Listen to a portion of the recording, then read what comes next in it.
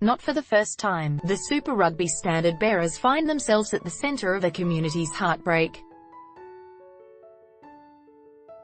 When an earthquake killed 185 people in 2011, they became a beacon of hope and resilience for an entire country.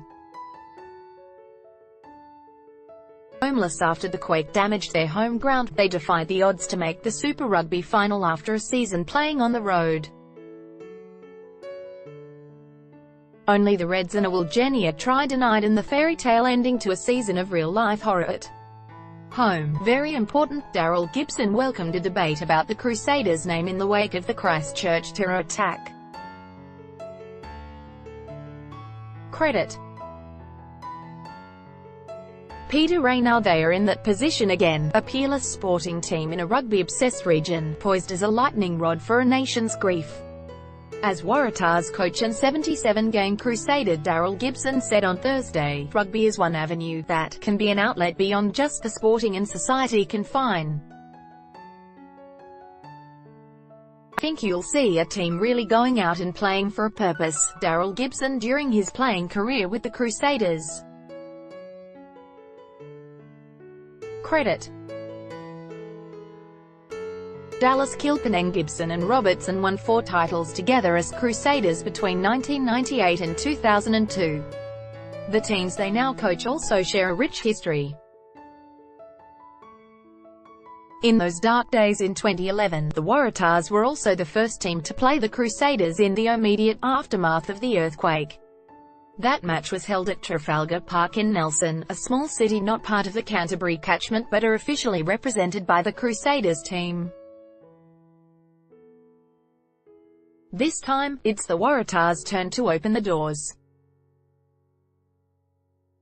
By mutual agreement, the teams will run out side by side onto the Sydney Cricket Ground pitch and link arms in a circle to observe a minute's silence before the first ball is kicked. It's a good thing the SCG places the crowd at some remove from the field of play. It will be an emotional return to play for many of those present on Saturday night. A few of us older boys have been putting some thoughts and feelings across to try and help everyone out, said Captain Sam Whitelock, who was in the 2011 team. It's been a great week to really get the boys tight and to make sure they're in a good space to go out and perform this weekend. Once I've talked about it, I can look at the rugby stuff, but everyone's got different emotions. It's about making sure you're aware of that, and if you recognize someone's probably feeling a bit down, get alongside them, help them out. The name change debate centers on the name as much as the imagery.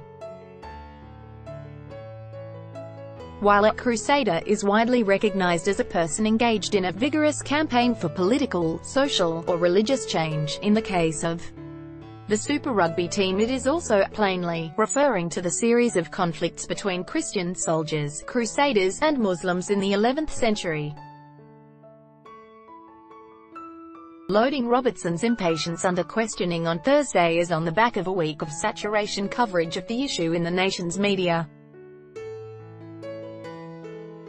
Gibson, a few degrees removed, could be more circumspect. I support the idea about having a discussion and a debate around that, he said. I think it's something that's very important. It's something for them to decide. Saturday's Round 6 match will be a powerful moment for the many New Zealand expatriate fans expected at the game, for the fans who watch from home and for the many New South Wales rugby staff who have close ties to the grieving city.